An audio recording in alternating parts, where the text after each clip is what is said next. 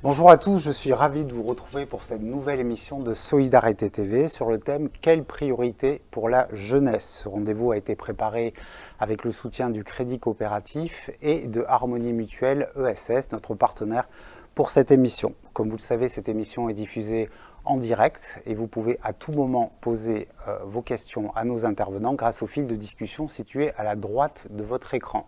Mais je n'en dis pas plus et je vous propose que nous passions tout de suite à notre première séquence.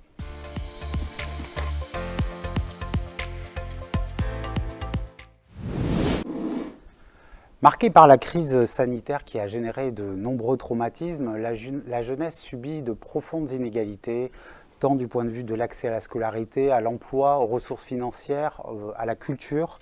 Quelle est la nature de toutes ces inégalités ? Quels sont les jeunes les plus vulnérables? Comment faire en sorte pour que chacun d'entre eux puisse trouver sa place dans la société? Pour répondre à toutes ces questions, je suis ravi d'accueillir sur ce plateau Tom Chevalier, chargé de recherche CNRS au laboratoire à Rennes. Merci d'être présent avec nous.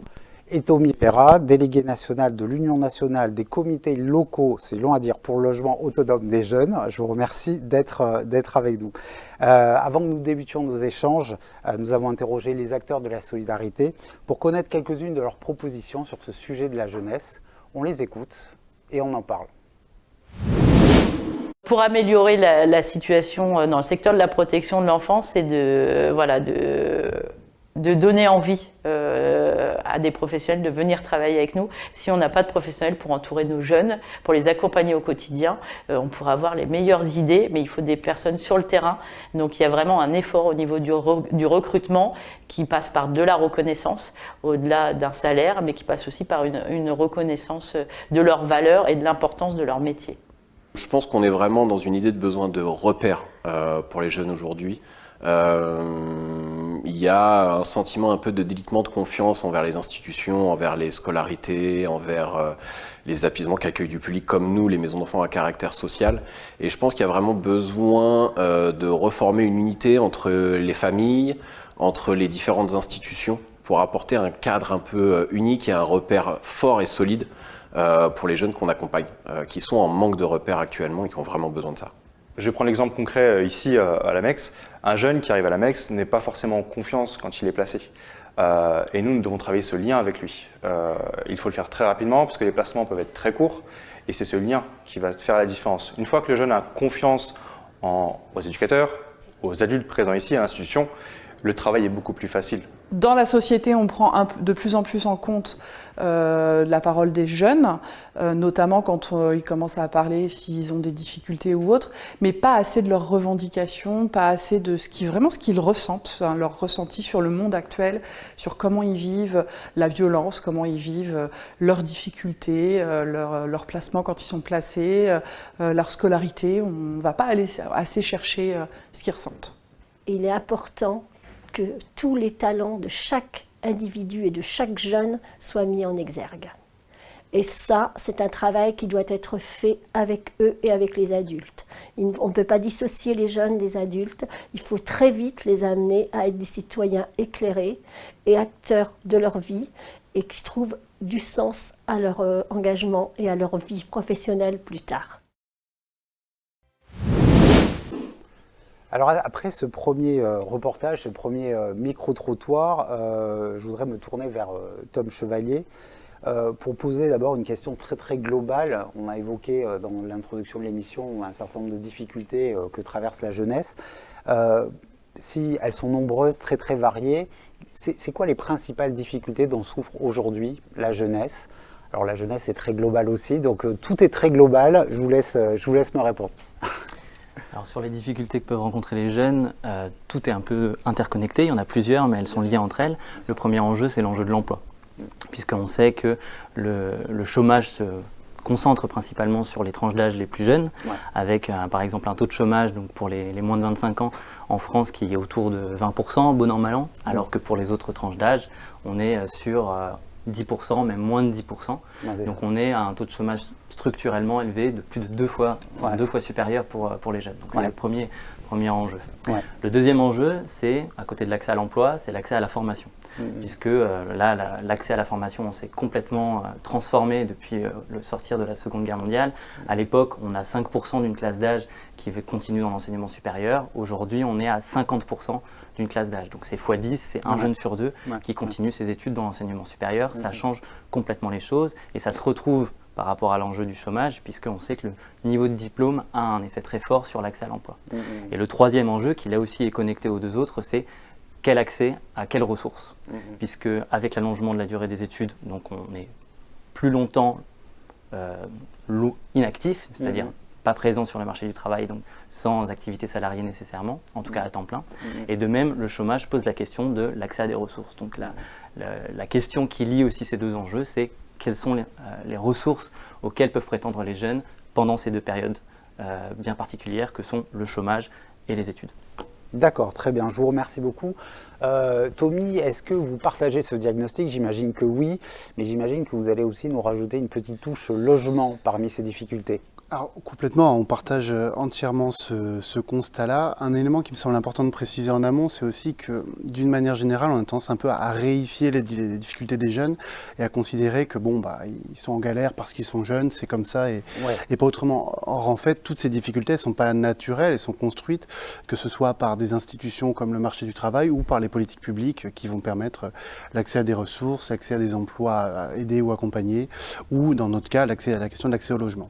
Et donc si ces difficultés ne sont pas naturelles, ça veut dire qu'on peut y répondre, mais malheureusement elles s'entretiennent entre elles et on aura l'occasion d'en parler, mais elles ont tendance à s'aggraver. C'est ça qui est intéressant dans ce que vous me racontez tous les deux, c'est que c'est cette articulation justement entre ces différentes difficultés, on ne peut pas forcément les hiérarchiser, en fait elles sont toutes liées les unes aux autres, c'est ça. Et si on reprend la question de l'emploi, le chômage c'est une chose, mais on a aussi, même en emploi par exemple, des jeunes qui sont beaucoup plus que la population générale dans des emplois précaires, type CDD, intérim ou autre, et ça va avoir un impact en termes de niveau de vie, de capacité d'accéder au logement, etc. Et quand on voit sur nous le champ sur lequel on intervient, qu'est la question du logement, on a des difficultés qui sont absolument majeures. Les jeunes ont un taux d'effort, c'est-à-dire la part de leurs revenus qu'ils vont consacrer au logement qui est 2 fois supérieure à la population générale. Ils sont en moyenne 3 fois plus présents dans le parc privé, le parc locatif privé, qui est le parc le plus cher. Donc ils accèdent moins au parc social, ils accèdent moins à la propriété. Et même quand ils ont un logement, ils sont en réalité, ils ont des problématiques de mal logement, que ce soit sur l'isolation ou la suroccupation, qui sont pareil 2 fois supérieurs à l'ensemble de la population. Donc on a tous ces éléments qui vont s'entretenir, parce que qui dit mauvais emploi dit mauvais accès aux soins, au logement, à la vie sociale, mais réciproquement, avoir des difficultés à se soigner ou accéder au logement va freiner dans l'accès à l'emploi et à la formation. Bah oui, d'accord, très bien. Alors justement, on a décrit un certain nombre de difficultés, on a beaucoup évoqué, on l'a dit en introduction, l'impact de la crise sanitaire sur la jeunesse. Est-ce que si on se positionne à 3, 4, 5 ans, est-ce qu'on peut considérer, alors je ne sais pas si on a des études sur le sujet, que la situation justement, et que tous ces facteurs de fragilité ont eu tendance à s'accroître? Est-ce que la situation des jeunes s'est dégradée ces dernières années? Oui et non. C'est-à-dire que effectivement, on a tous été, la France entière a été choquée de ces files d'étudiantes qui faisaient la queue aux banques alimentaires. Ce ne sont que les étudiants, il y a plein d'autres jeunes qui sont concernés. Et puis c'est pas quelque chose de nouveau. C'est-à-dire qu'en réalité, ces files d'étudiants, elles existent depuis des années. Il y a tout un tas de facteurs dont les aggravations sont très anciennes. On connaît tous la montée du chômage depuis 30 ans, mais si on prend la question du logement, il y a un vrai décrochage entre le niveau de revenu de l'ensemble de la population et le coût du logement depuis le début des années 2000, qui a en fait connu un nouveau coup d'accélérateur avec le Covid, mais qui était déjà, on va dire, une tendance de fond. Et c'est vrai aussi pour la multiplication des contrats précaires que j'évoquais avant, ou le durcissement des conditions d'accès à la formation depuis quelques années. Donc en fait, finalement, le Covid a plus agi comme un révélateur que comme une crise en tant que telle. Un accélérateur, Et là maintenant, on se retrouve avec un espèce d'effet ciseau où l'augmentation des prix touche énormément le public jeune. Alors on parle un peu souvent du carburant, mais on oublie 2 autres éléments essentiels que sont l'alimentation et le logement. Tout le monde en a besoin, et particulièrement les jeunes. Et face à ça, les aides qui sont en face, c'est-à-dire les aides en matière d'assurance chômage, les aides au logement, les différents outils de la solidarité nationale, sont à tout le moins pas à la hauteur, voire en dégradation par rapport aux années précédentes. Je pense qu'on peut dire que le quoi qu'il en coûte a vécu, surtout quand on parle de solidarité avec les jeunes. Très bien. Est-ce que qu'est-ce qu'on peut dire de plus justement sur cette dégradation de la situation des jeunes? Est-ce qu'effectivement la crise a eu un effet de mise en lumière de toutes ces difficultés, ou est-ce qu'au contraire elle a accéléré des fragilités déjà préexistantes? C'est quoi votre analyse sur ce sujet, cette vision dynamique un petit peu des situations de fragilité? C'est une question à laquelle il est difficile de répondre parce qu'en matière en tout cas de revenus et de conditions de vie, c'est très difficile d'avoir de bonnes données sur le sujet. Oui, vous me l'aviez expliqué quand on avait échangé sur le sujet. Voilà, parce que quand on regarde le revenu des jeunes, il y a tout l'enjeu en fait de l'aide des parents qui est très mal saisi par les statistiques. Et donc c'est assez difficile d'évaluer notamment les taux de pauvreté des jeunes, de bien la saisir, et encore plus le taux de pauvreté des étudiants. Très peu de statistiques là-dessus. Donc en fait, quand on regarde les conditions de vie des étudiants, par exemple, on peut utiliser les données de l'Observatoire de la vie étudiante, il n'y a pas eu particulièrement de dégradation, semble-t-il, ces dernières années, quand on regarde uniquement les conditions de vie. En revanche, si on regarde le ressenti de la précarité économique, on n'a pas d'aggravation sur les dernières années, mais on a une grosse aggravation au moment du confinement de 2020. Voilà, c'est ce qui ressort des dernières données qu'on a, puisqu'on est toujours en décalage en matière de données de quelques années. Donc là, on a les données de 2020 en la matière. Et là, ce qu'on voit, c'est qu'il y a eu un décrochage effectivement en matière de ressenti de la précarité économique. Pour les étudiants, on est à un quart des étudiants qui considèrent qu'ils ont des difficultés financières. Avec le confinement de 2020, on était monté à un tiers des étudiants. Voilà, donc ça s'était aggravé. Mais sur les dernières années, donc l'après-Covid, on n'a pas encore vraiment de données. Donc il y a des études qualitatives qui sont sorties, qui montrent qu'il y a des difficultés qui augmentent pour les étudiants ou les jeunes en général. On a des remontées des associations aussi, qui disent que le public jeune, et en particulier le public étudiant, est un nouveau public pour l'aide alimentaire. Donc là, on voit une dégradation à ce niveau-là. Mais comme disait Tommy, c'est même s'il y a une aggravation, et encore, donc il faut prendre avec des pincettes parce que c'est assez difficile à évaluer, mais même s'il n'y a pas d'aggravation, on est sur un niveau structurellement très élevé, de toute façon, de pauvreté et de précarité des jeunes, puisque comme je le disais, par exemple pour les étudiants, on est à un quart des étudiants qui ressentent de la précarité économique. Si on compare avec le taux de pauvreté, par exemple, de la population générale, on est autour de 14%. Donc on voit le décalage complet à ce niveau-là. Donc c'est pas parce qu'il y a pas de dégradation, à prendre avec des pincettes, que le niveau n'est pas élevé de toute façon. D'accord, très bien. Merci beaucoup. Si vous me permettez de compléter sur la question du logement, par exemple, c'est vrai qu'on a beaucoup de mal à savoir où vivent les jeunes et leurs conditions de logement réelles. Et si on prend en réalité la dernière grande enquête logement réalisée par l'INSEE, elle date de 2013. Donc là, il y en a une nouvelle qui est en cours et qui sortira en 2023. Plus de 10 ans après, il y a fort à parier que le décalage sur ces 10 ans soit assez colossal pour l'ensemble des publics et particulièrement les jeunes. D'accord, donc peut-être que les études à venir vont nous montrer justement ces fameux chiffres qui montrent une certaine aggravation. D'accord, très bien. Alors, comme on a pu le voir, effectivement, les difficultés dont souffrent les jeunes touchent des domaines extrêmement divers. Mais comment tenter d'atténuer ces difficultés? Daniel Goldberg, président de l'UNIOPS, nous propose quelques pistes d'action. On l'écoute et on en discute. La jeunesse vit une forme de Covid social long.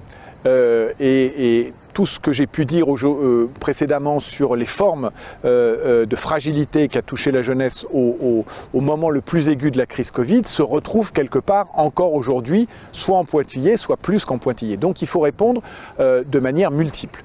D'abord pour celles et ceux qui sont encore en études, que ce soit au lycée, à l'université ou dans toute forme d'études, bien il faut assurer un suivi pédagogique sans doute renforcé pour éviter les décrochages scolaires.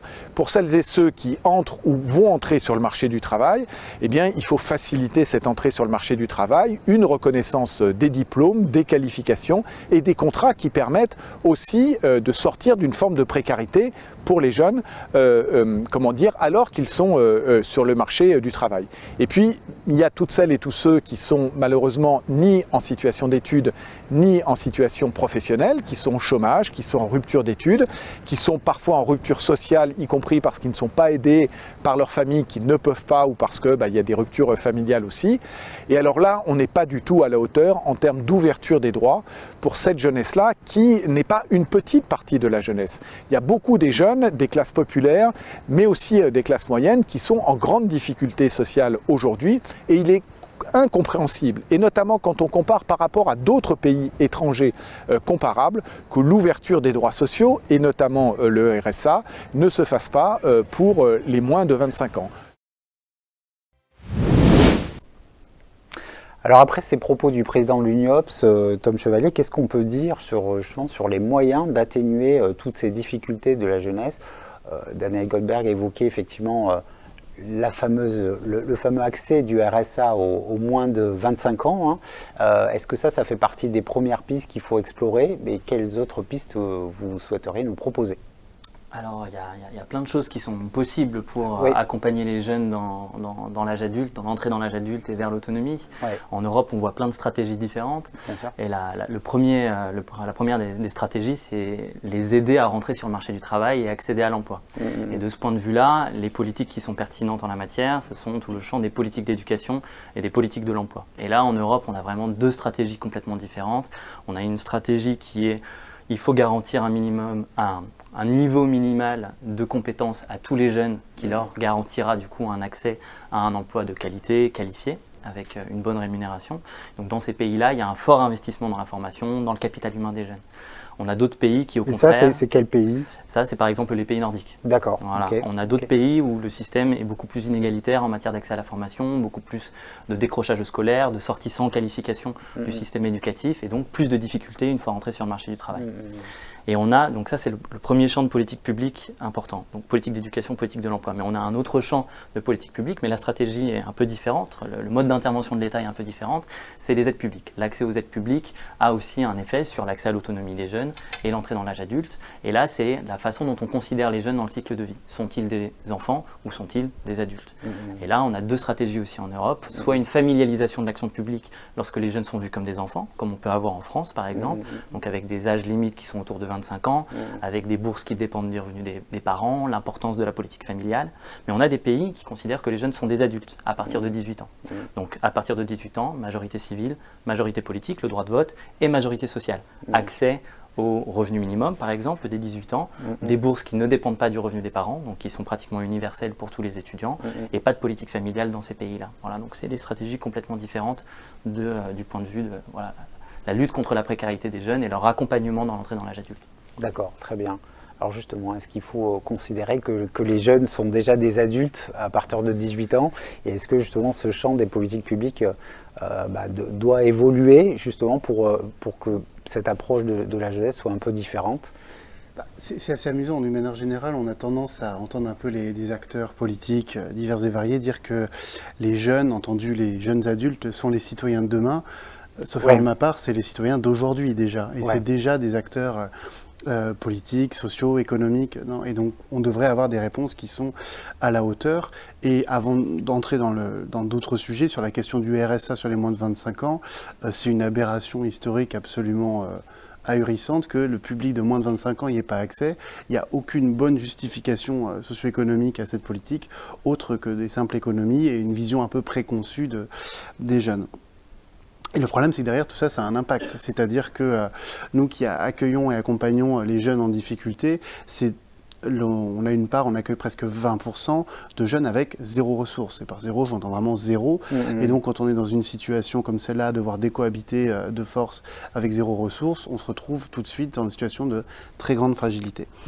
Aujourd'hui, sur les réponses, si on parle de la question du marché de l'emploi d'une part et du marché du logement d'autre part, qui sont un peu les deux sujets sur lesquels on va intervenir le plus, il y a à la fois des solutions internes et des solutions externes. C'est-à-dire interne en tant que solidarité nationale, comment est-ce qu'on va répondre? Alors ça va être des outils comme le RSA, comme l'assurance chômage pour permettre d'aider les jeunes à avoir des revenus côté emploi.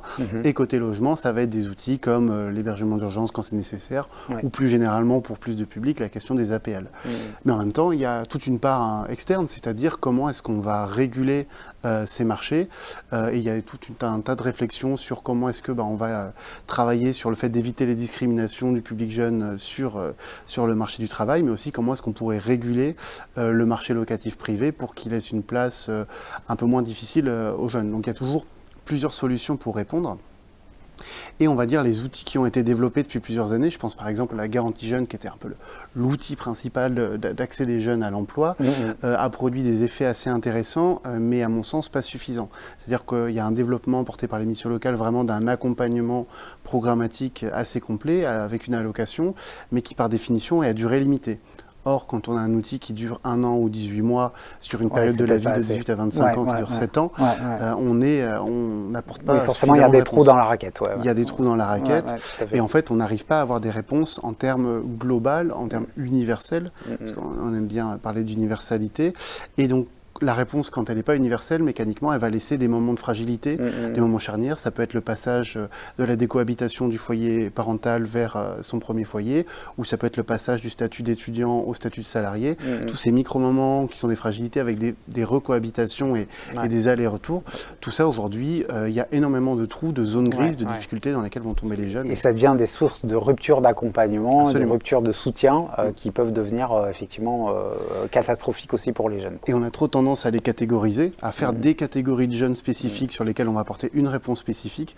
Le vocabulaire a énormément évolué. Et il y a des années, on parlait de needs, puis après on a parlé de jeunes vulnérables, puis jeunes invisibles, puis jeunes en rupture maintenant sur les derniers appels à projets. Voilà, ça évolue en permanence.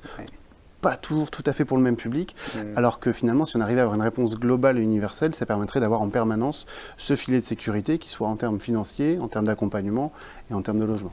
D'accord, très bien. Alors justement, par rapport à votre dernière réflexion, je regarde une question internaute qui nous est posée et qui rejoint peut-être ce que vous nous avez dit sur la fameuse réponse universelle. Faut-il faire évoluer notre système de protection sociale pour tenir compte des besoins de la jeunesse? Moi, je voudrais peut-être que vous puissiez réagir sur cette question. Ça rejoint, est-ce qu'il faut avoir justement, par rapport à ce que vous avez dit, une vision peut-être plus universaliste de notre système de protection sociale? Est-ce qu'il faut, puisqu'on sait qu'on a plusieurs risques qui composent notre système de protection sociale, réfléchir à l'élaboration d'un autre risque? Alors, je vous pose la question très ouverte. Qu'est-ce qu'on peut changer dans notre système pour mieux accompagner les jeunes? Pour prendre un exemple très concret, un des outils principaux de la politique du logement et qui est très sollicité par les jeunes, ce sont les aides au logement, donc les APL et tous leurs dérivés, qui sont aujourd'hui une des aides sociales les plus efficaces en France dans la réduction de la pauvreté. Malheureusement, comme on le sait, il y a eu pas mal d'attaques sur les APL ces dernières années. Oui, des réductions. La coupe brute de 5 €, puis la sous-indexation par rapport à l'inflation ces dernières années et la réforme de la contemporanéité il y a de cela 2 ans qui a eu un impact assez massif sur les jeunes. Et en réalité, donc, plus on va spécialiser, moins on va réussir à répondre à ces problématiques. Et donc, en termes de protection sociale, il y a pas mal d'acteurs qui vont défendre des outils un peu plus généraux. Par exemple, une forme d'allocation d'autonomie, qui serait de dire, on parle des fois de revenus de base ou autre. Là, ce serait vraiment de manière transitoire pour le public jeune, pour s'assurer notamment que les transitions d'un statut ou à un autre se passent bien. Ou alors, à un moment donné, sur l'évolution de la garantie jeune, ce qui était proposé par les associations, c'était d'aller vers une garantie jeune universelle qui en fait évoluerait en fonction de la situation, que ce soit sur l'allocation ou l'accompagnement, mais qui s'adapterait aux jeunes plutôt que ce soit un contrat que doit aller chercher le jeune auprès d'acteurs. Qui viennent forcément conditionnés par... C'est ça, par définition, même si c'est un droit ouvert, ça pose de toute façon des freins. Et dans le secteur plus spécifique du logement, ce qu'on a défendu depuis des années, c'est la question de la garantie universelle des loyers, c'est-à-dire comment est-ce qu'on considère que l'accès au logement et les impayés, les difficultés dans le logement constituent un risque social, comme tous les autres risques que couvre la protection sociale, et comment est-ce qu'on essaie d'y répondre. C'est aussi porté par pas mal d'acteurs du secteur. Malheureusement, aujourd'hui, les politiques publiques ne répondent pas du tout à ces enjeux-là. D'accord, très bien. Tom, moi je voudrais justement vous reposer peut-être cette question sur l'évolution de notre système de protection sociale. Est-ce qu'il faut avoir une vision justement peut-être plus universelle, moins conditionnée, moins segmentée des aides qu'on peut apporter à ces jeunes? Alors, en tout cas, ce qui est sûr, déjà, le point de départ, c'est que le système français a beaucoup de trous dans la raquette du point de vue des jeunes. Le fait qu'il soit très familialisé signifie qu'il y a très peu d'aides pour les jeunes. Et que quand elles existent, ça veut dire qu'il est forcément conditionné chaque fois au revenu de la famille. Hein, c'est ça, c'est que la logique du système, c'est de dire c'est d'abord à la famille de prendre en charge leurs enfants. Voilà. Et comme les jeunes sont des enfants, c'est à la famille, dans un premier temps, de les prendre en charge. Voilà. Donc il y a de l'action publique, mais elle passe par la famille, premièrement. Et deuxièmement, ça ne veut pas dire non plus que l'État ne fait rien. L'État fait beaucoup de choses en France, en l'occurrence. La politique de jeunesse est relativement développée. Il y a beaucoup d'argent qui est dépensé. Seulement, ce sont des politiques de jeunesse catégorielles qui ne sont pas du coup du droit commun. Ce ne sont pas des dispositifs légaux, ce ne sont pas des droits sociaux. Ce sont des dispositifs ad hoc voilà, pour telle ou telle catégorie ciblée qui change tout le temps en fonction d'un gouvernement à l'autre, etc. etc. Et donc, c'est pas forcément le plus efficace pour plein de raisons différentes, et donc ça nécessiterait un certain nombre de réformes de la protection sociale, effectivement. Mais de ce point de vue-là, du point de vue de cette réforme de la protection sociale, il y a effectivement deux stratégies différentes qu'on peut identifier. Il y a la stratégie où on considère que c'est un nouveau risque social, la jeunesse, qui nécessite du coup l'institutionnalisation d'une nouvelle branche, d'une nouvelle politique jeunesse beaucoup repensée, plus intégrée, etc. Oui. Et il y a le fait de reconnaître le statut d'adulte des jeunes, qui fait qu'on intègre les jeunes dans la protection sociale classique, mais sans reconnaître une nouvelle branche ou un nouveau risque, etc. Ce qui serait peut-être plus simple. C'est deux stratégies différentes. C'est deux stratégies différentes, et en l'occurrence, la France va plutôt sur l'institutionnalisation de la jeunesse. Ça a été, mais c'est très ancien en fait, ça remonte aux missions locales, qui d'ailleurs avaient justifié la limite d'âge pour le RSA à 25 ans, etc. Donc on a une très forte institutionnalisation de la politique de jeunesse, mais dans les pays qui reconnaissent le statut d'adulte des jeunes, c'est pas le cas en fait. Ce ne sont pas des politiques de jeunesse, ce sont des politiques du cours de vie, ce sont des politiques de droit commun, ce sont des politiques pour les adultes auxquelles peuvent bénéficier les jeunes, parfois avec un petit ciblage pour les individus de tel à tel âge ou pour telle ou telle situation. Mais très à la marge. Mais très à la marge et dans la logique globale en fait d'individualisation des politiques sociales.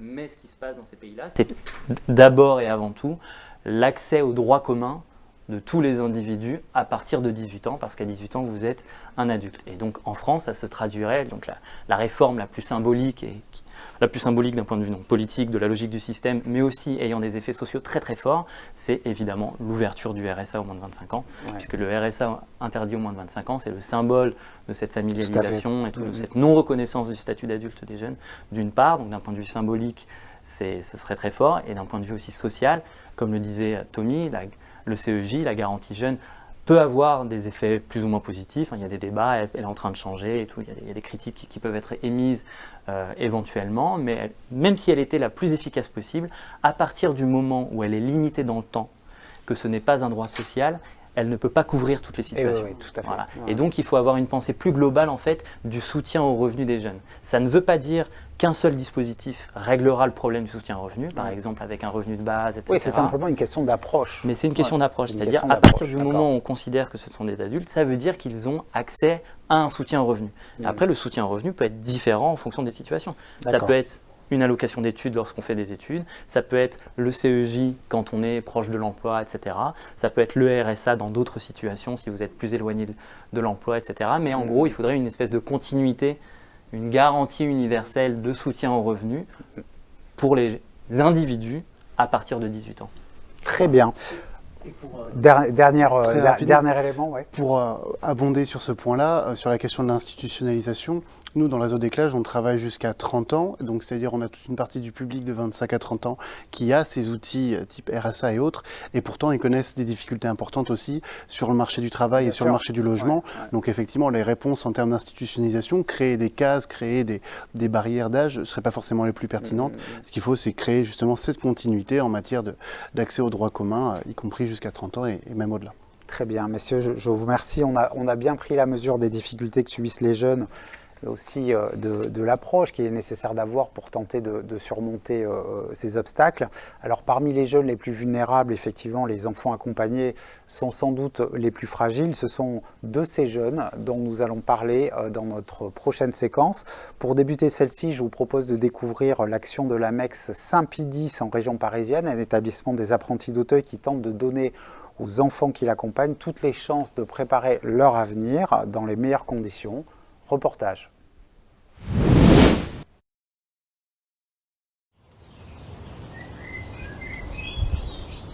Les difficultés des jeunes que nous accompagnons, cela va dépendre de l'environnement familial dans lequel ils ont baigné, des difficultés qu'ils ont rencontrées aussi en scolarité. Donc voilà, par exemple pour les adolescents, voilà, le focus va être beaucoup fait sur la scolarité, souvent les signalements aussi partent de là pour les plus grands. Donc c'est redevenir un élève par nos méthodes, par notre suivi individuel pour des jeunes pour lesquels les parents ont eu des difficultés aussi dans la gestion de leur quotidien. Et pour les petits, voilà, ça va être la séparation avec leur famille qui va être très importante et des manques de repères qu'ils ont eus suite aux difficultés que leurs parents ont rencontrées.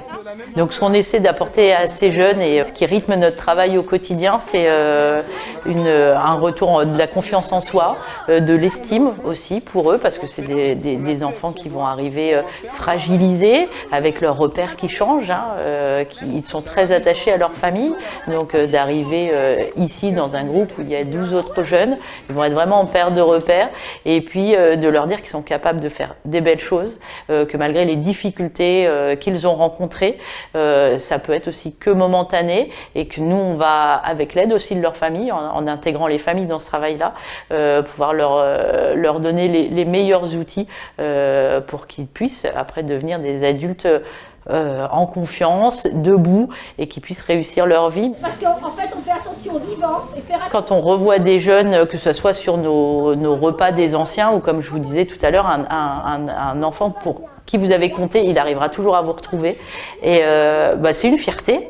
Et voilà, c'est ce qui fait une grande partie de notre métier aussi, cette gratification qui est complètement gratuite, mais cette fierté de se dire on a été là dans une période de leur vie, et 10 ans après, ils vont se souvenir de vous. Et donc, ça fait, on sait pourquoi on se lève le matin. Donc c'est vrai que nos métiers sont, alors au-delà d'être pas valorisés, ils sont méconnus. Donc on beaucoup parlent d'un métier qu'ils ne connaissent pas. Moi je vous invite à suivre au quotidien des éducateurs, des chefs de service, des maîtresses de maison qui travaillent au quotidien. Et pour moi il n'y a que ça qui peut parler. J'ai fait des interventions dans des écoles, ils sont en 3e année d'éduc, ils ne savent pas ce que c'est une MEX, ils ne savent pas ce que c'est un foyer, la protection de l'enfance, ils ne savent pas. Donc moi j'invite vraiment à connaître ces métiers-là, à venir à la rencontre de ces professionnels-là et de nos jeunes aussi, parce que c'est aussi nos jeunes qui nous font apprécier et aimer ce qu'on fait au quotidien.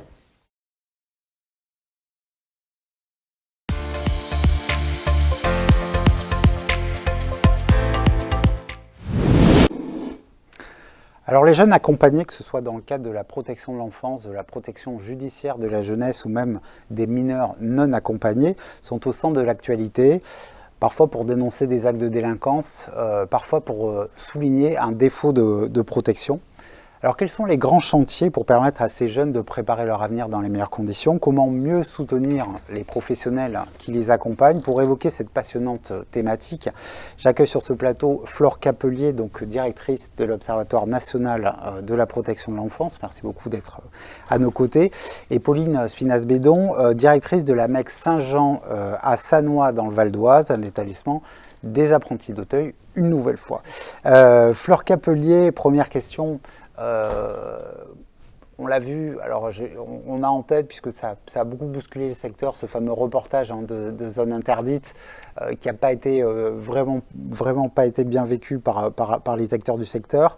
On a l'impression que médiatiquement en tout cas, le secteur de la protection de l'enfance de l'enfance est toujours un peu au centre de polémiques.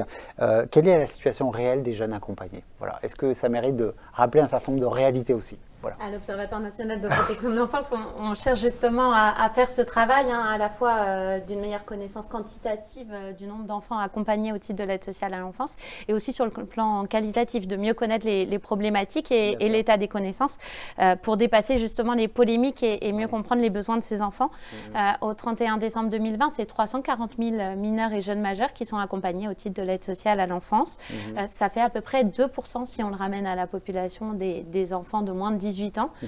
Et on se dit qu'il faut absolument qu'on puisse mieux connaître les parcours en protection de l'enfance, parce que si on connaissait mieux les parcours et donc les chiffres en flux et plus au 31 décembre de chaque année, on serait sûrement à des chiffres beaucoup plus importants dans la population enfantine de mineurs qui ont connu au moins une mesure de milieu ouvert ou d'accueil dans le champ de la protection de l'enfance. Ça permettrait aussi éventuellement de donner à voir toutes ces situations positives qui finissent par un retour en famille ou par une insertion sociale et professionnelle réussie. Parce qu'il faut rappeler qu'il peut y avoir des mesures très courtes et qui finissent par un retour en famille qui se passe dans de très bonnes conditions. Hein. On est d'accord sur ça. Oui, et que de même plus largement, le droit prévoit que l'aide sociale à l'enfance et l'assistance éducative, donc les mesures prononcées par les juges des enfants, sont par principe provisoires. Ce qui n'empêche pas d'ailleurs des placements sur le temps long. On travaille aussi à l'ONPE sur la situation de ces enfants qui vont rester confiés de très longtemps. De très très jeunes jusqu'à la majorité. La majorité. D'accord, ok. Et sur la question de l'accompagnement jeunes majeurs, peut-être pour finir, c'est à peu près 32 000 jeunes majeurs, donc de 18 à 21 ans, qui sont suivis par les services départementaux de l'aide sociale à l'enfance. Et un chiffre intéressant, c'est que cette donnée est plutôt en augmentation, et de plus de 30% entre 2019 et 2020, ce qui est quand même considérable, ce qui va dans le sens d'encourager ces mesures. On a entendu dans le droit commun à l'instant toutes les difficultés des politiques publiques dans ce champ. Et là, il y a quand même un certain nombre de recherches en France sur des études de cohorte qui montrent l'efficacité de ces accompagnements quand ils sont poursuivis jusqu'à 21 ans, voire quand ils sont poursuivis au-delà, puisqu'il y a des départements qui mettent en place des actions facultatives avec des bourses et autres jusqu'à 25 ans. Et on sait aujourd'hui qu'il y a un décrochage entre les enfants en population générale qui quittent de plus en plus tard le domicile familial et les enfants de l'aide sociale à l'enfance qui n'ont pas cette chance, mais qui ont besoin aussi qu'on les pousse et qu'on les investisse dans les projets qui sont les leurs pour s'insérer durablement dans la société. Et qu'on les accompagne peut-être plus longtemps, comme la moyenne générale des jeunes. Ok, très bien. Alors, Pauline, moi vous êtes directrice de MEX, donc je sais que les MEX font un travail formidable. On connaît bien notamment les apprentis d'Auteuil. Justement, par rapport à cette question peut-être initiale que médiatiquement la protection de l'enfance soit toujours présentée d'une façon un petit peu polémique sous l'angle des problèmes rencontrés, etc. Comment vous réagissez, vu de votre établissement et vu de toute l'action que vous donnez aux côtés de vos équipes et des jeunes, bien sûr?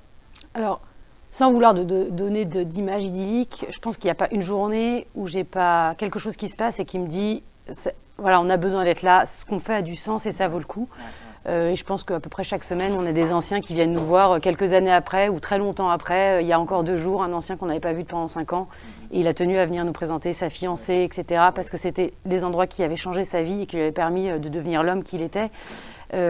Donc je crois qu'avant toute chose, il faut se dire que la protection de l'enfance, elle est fondamentale pour sauver ou orienter des trajectoires d'enfants qui partaient très mal. Je crois que c'est ça aussi, parfois on voit des choses et tant qu'il y aura un enfant qui sera, j'allais dire, abîmé ou mal pris en charge dans une institution, il faudra le dénoncer et c'était ça aussi les réactions qui avaient été dites. Mais il y a vraiment besoin de montrer tout ce qui est beau et puis aussi de se rendre compte d'où on part, des situations absolument dramatiques et finalement de ce qui est apporté par les institutions. Ce qui est intéressant, je trouve, quand on dit quelle est la situation de la protection de l'enfance, c'est que moi qui suis directrice depuis 12 ans, on a vraiment vu sur le département du Val d'Oise où je travaille, une diversité de réponses qui s'est construite. Où on est allé au plus près à chaque fois des besoins des enfants et de s'adapter, de prendre en compte que tout le monde n'avait pas besoin d'un placement en maison d'enfants hyper lourd et qu'il y avait peut-être un écart trop important avec les mesures d'aide au domicile pas assez soutenues. Donc on a développé des alternatives au placement, des choses où on va de façon intensive prendre aussi en compte les capacités des familles. Ce qui fait le lien aussi au fait... j'ai vu qu'il y avait du placement à domicile. Oui, c'est un peu paradoxal comme nous. Alors, on appelle ça dans le Val d'Oise l'accueil modulable. C'est l'idée de se dire qu'il y a des enfants pour lesquels, dans les familles, les besoins fondamentaux ne sont pas pourvus. Il faut faire quelque chose. En même temps, une action éducative classique à domicile est pas assez intensif pour faire. Et donc, on va se donner les moyens d'y aller plusieurs fois par semaine, une intervention presque par jour, et de construire ces dispositifs sur quand même les ressources identifiées dans les familles, la volonté de coopérer, et en même temps, en étant adossé à un vaisseau amiral qui serait la maison d'enfants, comme ça, en cas de problème, on peut rapatrier, le temps de soulager une crise, etc. Et on voit qu'avec ces dispositifs, on fait beaucoup plus du sur-mesure. On s'appuie sur les ressources familiales qu'on développe, ce qui va être fort utile à la sortie des dispositifs, parce que d'avoir permis à l'enfant d'identifier des ressources dans son environnement fera aussi en sorte qu'il sera moins seul, normalement, quand le dispositif de protection de l'enfance va s'arrêter. On a, par ailleurs, si on fait un peu un état des lieux, quand même des préoccupations dans la protection de l'enfance. Moi, je dirais qu'il y a 2 grandes choses. Il y a quand même un effet massif de départ à la retraite des assistants familiaux, une difficulté de recrutement sur ce métier, et avec en même temps, en tout cas sur le Val d'Oise, un accroissement des mesures qui touchent les petits, qu'on avait tendance à mettre plutôt chez les assistants familiaux. Et donc là, un vrai sujet.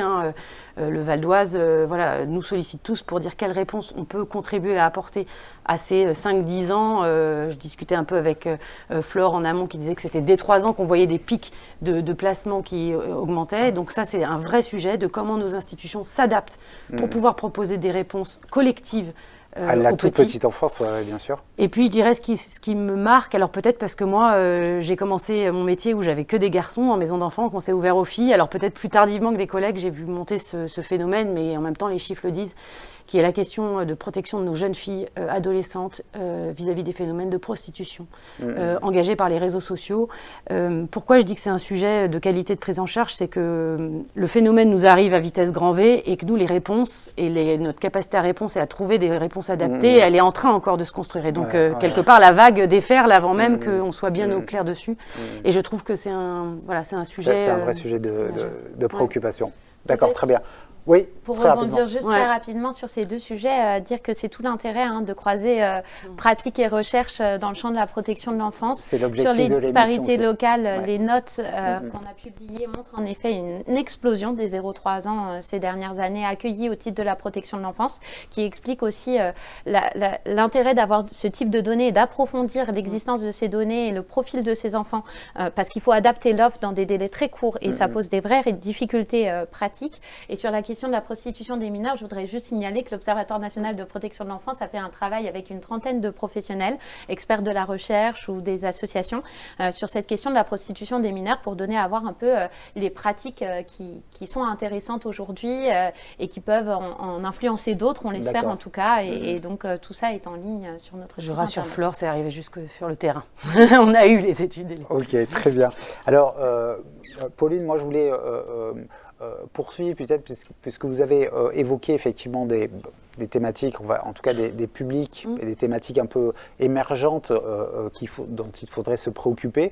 Est-ce que plus généralement, il y a des choses aussi à repenser pour faire améliorer l'accompagnement dans le cadre de la protection de l'enfance? Alors moi j'ai des thématiques en tête, il y a effectivement le renforcement des moyens, mais cette question de l'attractivité des métiers, peut-être ça on le verra un petit peu plus tard, mais peut-être il y a la question de la gouvernance. Voilà, qu'est-ce que vous avez, quels seraient les grands thèmes qu'on viendrait d'explorer justement pour améliorer cet accompagnement en protection de l'enfance? Alors je dirais qu'il faut se souvenir et garder en tête en permanence, au-delà sur la question des moyens, mais tout ça se recoupe, qu'on est sur des métiers de la relation. Donc c'est des métiers de rencontre et donc l'enjeu majeur, c'est de mettre en face de ces jeunes et en proximité directe des adultes qui sont capables de faire référence et de conduire le jeune vers une trajectoire de réussite, de résilience, etc. Donc je dirais dans un contexte, et on en reviendra un peu, où on a parfois du mal à trouver des candidats. Oui, ça on va y venir. Il y a un effort majeur d'accompagnement et de formation de ces professionnels et dans un contexte où quand même, on le dit sur les 0-3 ans, on n'est pas placé quand on a 0-3 ans, quand il y a une petite difficulté. C'est que souvent il y a du coup des faits graves, du traumatisme important. Et donc des situations encore plus catastrophiques à gérer. Et avec du traumatisme qui va avoir un impact sur tout le développement de l'enfant. Et donc de s'étayer. Et vous voyez, moi qui ai une MEX qui existe depuis très longtemps, on s'est aperçu qu'on avait vraiment besoin d'apporter des outils de décodage du traumatisme, de la façon dont le traumatisme infantile influençait des comportements adolescents plusieurs années plus tard, de s'étayer en professionnel de soins. Et donc ça, c'est quelque part de la spécialisation, tout en gardant en tête que malgré tout, ce sont des adolescents en développement et qu'il faut accompagner sur une vie quotidienne. Cette capacité. Donc il faut toujours jongler dans les permanences et sur lesquelles on disait les reportages qu'il peut y avoir en maison d'enfants, mais en même temps, l'adolescence, c'est le moment de l'ébullition, d'enfants qui sont très abîmés. Donc il se passe des choses dans les établissements. La question, c'est comment on les traite, comment on les regarde, comment on fait de la prévention, comment on en tire des leçons après de ça. Nous, on a beaucoup progressé, je trouve, justement pour savoir les axes de formation, avec ce qui s'appelait la relecture des incidents, c'est-à-dire chaque année de faire l'effort pour une institution, de se poser la question de ce qui s'est passé, de relire et d'identifier des plans de prévention ou d'amélioration de la qualité qui sont liés à ça. Mais c'est accepter de regarder et de prendre le temps de regarder ce qui se déroule dans nos établissements pour en tirer des leçons. Je crois vraiment. D'accord, très bien. Pauline a évoqué effectivement cette question de la formation, peut-être aussi de l'analyse des pratiques, de comment on analyse les pratiques professionnelles. Est-ce que vous voyez, vous, d'autres grandes pistes de progression justement dans le cadre de l'accompagnement, dans le cadre de la protection de l'enfance? Les enjeux sont nombreux. À l'Observatoire national de protection de l'enfance, on a plusieurs dossiers ouverts aujourd'hui. Évidemment, la question de la protection de l'enfance, c'est la question de notre capacité à répondre aux besoins des enfants. Vous l'avez très bien dit en donnant des exemples. Et donc aujourd'hui, justement, par exemple, sur la santé des enfants, comment on trouve cet équilibre entre la santé des enfants au quotidien, l'inscription dans un club de sport, dans une activité culturelle, mais aussi la prise en compte des besoins spécifiques de ces enfants liés au trauma vécu sur le plan de la santé somatique et psychique. On pourrait se poser la même question sur le volet de la scolarité. On sait, les jeunes de l'aide sociale à l'enfance ont dit qu'ils ne voulaient pas être stigmatisés et qu'il y avait quand même un enjeu à trouver pour pas qu'on leur colle une étiquette dans le champ de l'éducation nationale quand ils sont confiés à l'aide sociale à l'enfance. Et en même temps, en parallèle, il faut qu'on trouve un moyen de soutenir cette scolarité qui peut être mise à mal, notamment l'année du placement. Les études montrent qu'il y a des déscolarisations importantes à cet âge-là, ou en lien avec la question du handicap, puisque le défenseur des droits rappelait que c'est à peu près 17% des enfants qui ont une notification MDPH en parallèle, et que donc il y a un accompagnement spécifique à trouver. Je pense que sur tous ces sujets-là, il faut qu'on avance ensemble. En plus, ça pose des questions de gouvernance à un niveau national et local. On parle beaucoup de l'offre en termes de pédopsychiatrie aujourd'hui, sur le plan somatique aussi de la pédiatrie. Enfin, on voit à quel point il y a des articulations à trouver. Il y a des choses très intéressantes qui se font. Je pense notamment au développement des UAPED, ces unités spécialisées et très pluriprofessionnelles qui se développent dans un certain nombre de territoires. Mais on voit qu'au-delà de ça, il y a une cohérence d'ensemble à trouver dans l'ensemble de ces accompagnements, avec souvent une dizaine de professionnels qui en vrai vont avoir à connaître l'enfant, et donc la question des liens d'attachement que l'enfant va pouvoir construire et qui vont être soutenus ou non. Et puis je me dis, on pose beaucoup la question de est-ce qu'il ne faudrait pas des réformes dans le champ de la protection de l'enfance, et je pense que finalement la protection de l'enfance ne souffre pas d'une absence de réforme, mais peut-être d'une appropriation des lois de 2007, de 2016 et de 2022, et plus largement de la manière dont on accompagne les pratiques professionnelles et dont on soutient cet accompagnement, qui ne peut pas reposer seulement sur des travailleurs sociaux ou sur des établissements qui sont au quotidien avec les enfants, mais qui pose plus largement des questions d'organisation et de fonctionnement qui là relèvent d'une prise de conscience collective et même parfois sociétale, puisqu'on le voit d'ailleurs, vous citiez des faits divers tout à l'heure, mais des faits divers où beaucoup d'adultes avaient connaissance de la situation de l'enfant sans que finalement le signalement ne se fasse d'une manière ou d'une autre. Oui, ça soulève toute cette question de la coordination. D'accord, très bien. Donc le manque de personnel dans la protection de l'enfance, on l'a effleuré. Cette question est une problématique récurrente. Comment faire en sorte de renforcer l'attractivité du secteur ? Pour en savoir plus, nous sommes allés interroger Charlotte Cobel, secrétaire d'État chargée de l'enfance, et je vous propose d'écouter ses propositions et bien sûr d'en discuter. L'attractivité du travail social et plus spécifiquement du champ de l'enfance et de la protection de l'enfance doit être une priorité. On est à un moment, pour moi, un peu de bascule. On a de moins en moins de professionnels, donc on porte atteinte à la qualité de la prise en charge. On réduit les temps d'échange entre professionnels, les temps de réunion, de ritex, etc.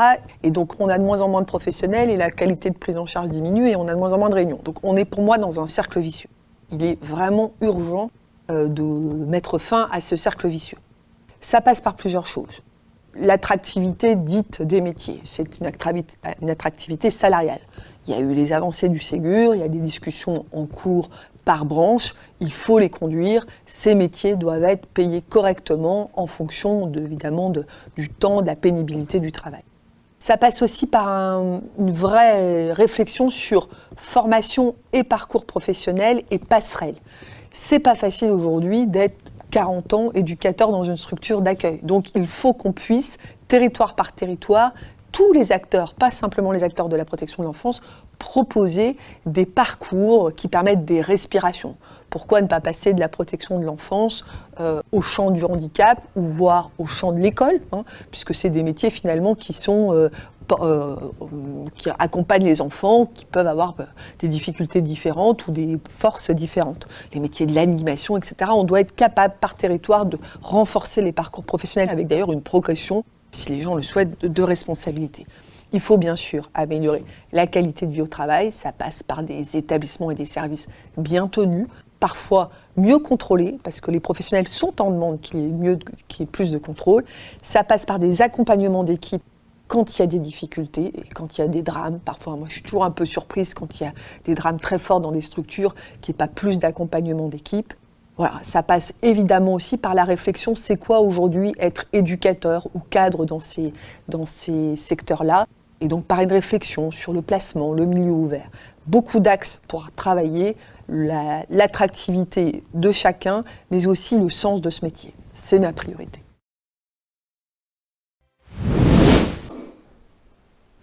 Alors on a vu donc que les propositions du côté du secrétariat d'État chargé de l'enfance étaient nombreuses pour essayer de répondre à ce déficit d'attractivité.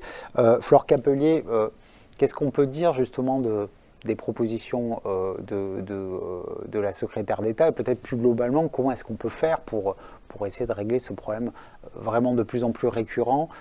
Ça a mis, je le sais, beaucoup de professionnels en souffrance au moment notamment de la crise sanitaire. C'est vraiment un sujet sur lequel il faut vraiment se pencher. Donc qu'est-ce qu'on peut faire pour que, à nouveau, des jeunes et moins jeunes aient envie de travailler dans ce secteur de la protection de l'enfance? Je crois que les propositions qui viennent d'être faites sont intéressantes. Elles posent en fait une première étape dans ce qu'il faut faire, à mon sens, en tout cas à notre sens à l'Observatoire. Il faut d'abord pouvoir comprendre la complexité du phénomène et ses multiples facteurs. On voit une diminution des candidats à l'entrée des écoles en travail social, donc dès l'entrée dans le dispositif. On sait qu'il y a des enjeux aussi sur la formation continue, l'analyse des pratiques. On est ravis quand ça a lieu, mais on voit aussi que sur les territoires, parfois, ça a du mal à se mettre en place. Nous, on est en contact à l'Observatoire, à la fois avec les départements et le réseau des observatoires départementaux, mais aussi avec les grosses associations de protection de l'enfance, et vous pourrez en témoigner peut-être, mais on s'interroge de manière transversale et un peu à tous les niveaux de la chaîne sur comment agir. On voit aussi qu'il y a des professionnels qui se sont réorientés, c'est-à-dire que là, il est évoqué la question des passerelles, qui est évidemment très importante. Nous, on a beaucoup de témoignages d'acteurs du champ qui nous disent, mais il y a un certain nombre de professionnels qui sont réorientés vers d'autres champs, et notamment suite à la crise sanitaire, avec un épuisement quand même professionnel auquel il faut pouvoir trouver des réponses. Et puis la pyramide des âges est défavorable. On parle bien sûr des assistants familiaux, mais en fait pas seulement. Quand on regarde les chiffres de l'adresse, on peut être très inquiet sur ce qui va nous arriver dans 10 ans du côté des travailleurs sociaux et des diplômés d'État, que ce soit éducateurs spécialisés ou assistants familiaux. Et au-delà des vacances de poste, je ne voudrais pas désespérer tout le monde, mais je pense qu'il faut prendre la multiplicité des facteurs en compte. Il y a la question aussi du turnover des professionnels. C'est-à-dire qu'il n'y a pas seulement des vacances de poste, il y a aussi des professionnels qui changent très régulièrement de poste pour diverses raisons. Mais là, il y a aussi quelque chose à penser parce que les liens d'attachement créés avec les enfants au quotidien dépendent beaucoup du fait que les professionnels restent auprès des enfants.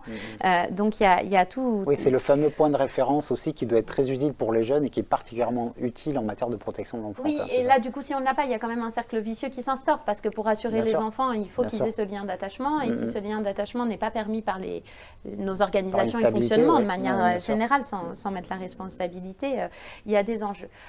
Nous, on a vu aussi, donc évidemment, il y a les propositions qui viennent d'être faites, peut-être dans une réflexion un peu de manière complémentaire. On voit aussi qu'il se développe sur certains territoires des réflexions collectives partagées sur le sens de l'accompagnement et aussi sur le qui fait quoi en protection de l'enfance, entre le travailleur social, le cadre, le juge des enfants, le psychologue qui va suivre l'enfant, l'institutrice qui va le voir constamment à l'école, et comment on articule cet enjeu au niveau local et puis au niveau national. Et donc, je pense qu'il faut qu'on arrive collectivement à porter ces grands enjeux ensemble et à les porter autour du sens et de la qualité des accompagnements, en plus, bien évidemment, de la question de la revalorisation de ce travail et du faire connaître ce travail au plus grand nombre, puisque ça marche dans les deux sens. La secrétaire d'État parlait de la question des parcours et des possibilités de passerelles pour les professionnels du travail social, mais on pourrait aussi imaginer des professionnels, des infirmières, puéricultrices, autres, qui aient envie de venir travailler dans le champ de la protection de l'enfance et à qui on facilite dans une deuxième carrière cet accès aux établissements de la protection de l'enfance. Très bien. Pauline, vous êtes au cœur du réacteur au sein du MEX. Et puis, j'embraye sur cette mécanique de gens qui ont eu des premières parties de carrière dans d'autres champs. Et finalement, on est quand même dans une société avec de la recherche de sens, de l'engagement, etc. Et du coup, moi-même qui suis issue justement du secteur privé, en fait, peut-être que les gens plus facilement me contactent, mais il y a quand même un certain nombre de gens qui ont eu une première partie dans complètement autre chose et qui sont attirés par ça. Je crois que, alors bien évidemment, il y a la question salariale qui a commencé à être traitée avec le Ségur, mais qui doit se poursuivre, parce que vraiment, je peux témoigner, hein, j'ai eu des gens, comme pour venir travailler par exemple dans la maison d'enfants que je dirige, il y a un véhicule, c'est des horaires décalés. Les gens qui n'avaient plus assez pour faire le plein d'essence, et puis en par particulier ailleurs, en région parisienne où en plus les loyers sont qui ne peuvent pas faire garder les enfants en crèche parce qu'ils sont en horaire décalé, hein, en maison d'enfants, on commence à 7h le matin, on finit à 23h le soir, donc en fait c'est forcément une assistante maternelle pour garder les enfants ou des gens là-dessus, et donc entre l'essence, la nourrice et voilà le niveau de la rémunération de toutes les manières reste une question essentielle. Ça c'est la première chose. Les passerelles, c'est évident. Si on pense, alors les métiers de la protection de l'enfance, c'est énormément de métiers différents.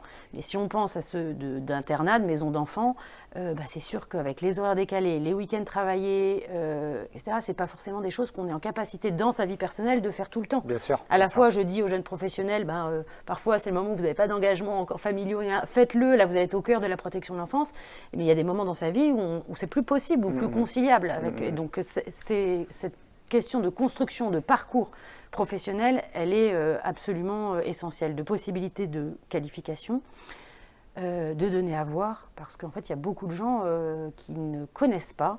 Alors, c'est vrai, à part vis-à-vis en regardant des reportages sordides, je ne suis pas sûre que ça motive, mais le venez et voyez, moi j'essaye sur l'établissement, de façon très concrète, d'avoir un établissement le plus ouvert possible. Un, parce que ça montre qu'il n'y a rien à cacher, ça c'est toujours important. Deux, ça fait rentrer la société civile auprès des jeunes, et ça leur fait plus on rencontre de gens, plus on a d'idées. Et puis, ça permet de diffuser une image, hein, le venez et voyez, il marche bien, parce que ce qu'on peut dire, c'est que nous, par exemple, on a un département qui a été assez volontariste pour aider les établissements sur cette crise de l'emploi en ouvrant des postes d'apprentissage ou de stage long. Globalement, quand ces étudiants viennent découvrir la protection de l'enfance, viennent en contrat d'apprentissage ou en stage long, ils sont fidèles et ils ont envie de continuer. Pourquoi ? Parce que c'est quand même dans des métiers où aujourd'hui on cherche à trouver du sens, c'est des métiers où très concrètement on voit l'impact qu'on a sur la vie de petites âmes, quoi, des populations les plus fragiles. Et donc c'est quand même à la fois extrêmement éprouvant, donc il faut accepter de mettre de sa personne. Mais c'est aussi extrêmement gratifiant. Tout à fait. Et quand même, il n'y a pas une journée, encore une fois, où on n'a pas un retour qui se dise voilà, ça vaut le coup et ça a du sens de m'être levé ce matin. Donc oui, c'est difficile, c'est éprouvant, et en même temps, je pense que dans les aspirations de tout à chacun, là, on a un impact sur la société direct. Qui est très, très important. D'accord, très bien. On va prendre une autre question internaute, cette fois-ci une question de Lucas, question assez globale. Les droits de l'enfant sont nombreux, mais il existe tout de même un décalage entre ces droits et la pratique. Comment réduire cet écart ? Alors, peut-être Pauline, sur cette question, puisque en fait on l'a assez peu évoqué, la question du droit et de l'effectivité des droits. Est-ce qu'il y a un problème justement de droits édictés, de droits qui ne sont pas forcément appliqués en matière de protection de l'enfance ? Et si c'est le cas, comment est-ce qu'on peut réduire, comment on peut atténuer ce phénomène-là ? Alors sur le terrain, je ne vois pas de choses majeures. En revanche, je crois que le premier droit, c'est celui d'être protégé et que s'exercent les mesures qu'ils ont décidées pour moi. Et donc je pense que là où il faut se battre, c'est d'adapter en permanence nos outils et nos réponses et nos dispositifs. C'est beaucoup un rôle des départements pour réduire ces files d'attente sur l'attente des mesures, pour que les mesures soient effectives. Parce que si j'ai le droit de voir mon père ou ma mère en visite médiatisée... c'est pas normal d'attendre 6 mois. Exactement. Alors pas normal. Après, c'est les troupes. C'est pas normal quand on a prononcé un accueil modulable ou telle ou telle chose, ou d'ouvrir mes droits, entre les juges des enfants, où parfois il y a plus d'un mois pour qu'on ait les décisions qui ont été prononcées parce que en fait, les tribunaux sont engagés. Encore une fois, c'est la faute de personne, mais c'est comment le système se rend compte qu'il y a des délais où un mois dans la vie d'un enfant, ça compte. 3 mois, c'est long. C'est pas des chiffres et des papiers là-dessus, et que quand on attend de revoir son père ou sa mère, c'est des choses importantes. Je crois qu'une des choses sur lesquelles on s'attelle beaucoup à apporter des réponses, c'est le droit vivre avec ses frères et sœurs si c'est pertinent. Ouais. Donc il y a des textes qui bougent en ce sens et des départements aussi qui bougent en ce sens. Vous voyez, moi qui accueillais des adolescents, non seulement il y a un besoin d'accueillir des plus petits parce qu'il y a plus de mesures, mais quand on a travaillé le projet avec les équipes en disant alors si finalement on bouge, pour tout le monde ça fait sens. Enfin on va pouvoir, quand il y a le petit frère ou la petite sœur qui a 5-6 ans, il va pouvoir ne pas être séparé. Donc je pense que en effet, il faut être attentif à déjà communiquer auprès des enfants sur ces droits-là. Parce que comment... alors, c'est pas seulement l'afficher sur nos jolis tableaux en liège. C'est comment, en fait, régulièrement, on fait les choses, comment on est ouvert. Récemment, nous, on a proposé aux jeunes de participer à une consultation qui était organisée par la Défenseure des droits sur le droit à la vie privée en maison d'enfants. Mais en fait, comment on leur donne accès à s'exprimer à ça? Comment, du coup, nous, institutions, on est prêts à entendre leurs réponses, sans filtre. Voilà, et comment on fait que les jeunes, apprentis d'Auteuil, on dit le penser et agir ensemble, mais en fait, ont des espaces de parole qui soient pris en compte, diffusés. Et je crois que c'est comme ça qu'on aura et les alertes sur le non-respect et aussi les solutions qui sont apportées par eux. Donc c'est tout ce qui tourne autour des conseils de la vie sociale, le droit à la parole. Et puis je crois quelque chose de très simple aussi, parce que ça c'est tout ce qui est institutionnalisé. Alors on a la réunion, machin, etc.